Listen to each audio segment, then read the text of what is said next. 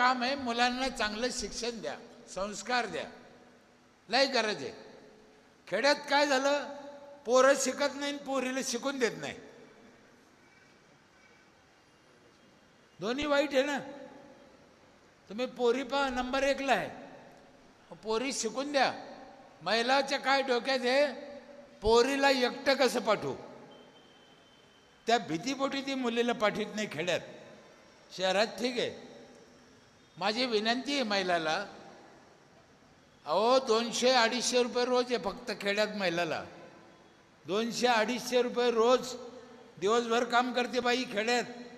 पैसे किती मिळते? 200-250. ग्रामसेवक बाईला किती आहे? 2000 रुपये रोज. मास्तरीन बाईला 2000, बँकेतल्या बाईला 2000. आपल्याला त्यांच्यावर राग नाही, त्यांना काहून 2000 रुपये रोज आहे? त्यांच्या बापांनी त्यांना शिकवलं. मग आपल्या लेकराला कोण शिकीन? आणि शिकल्याशिवाय काही खरं नाही.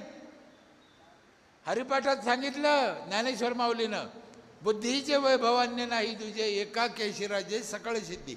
बुद्धीशिवाय काही खरं नाही. आणि बुद्धी कशाने येते? शिक्षणानं. शिकून मोठं व्हा. डॉक्टर बाबासाहेब आंबेडकरनं काय सांगितलं?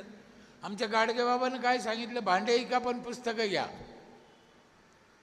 आणि महिलाला एक विनंती आहे, तुम्ही आज पोरीला शाळेत पाठवायचे नाही, भीती वाटते म्हणून. पण उद्या 200 रुपये रोजानं ऊस खुरपायला जाती, मग तेव्हा काय 2-2 पोलीस राहते का तिच्या संग?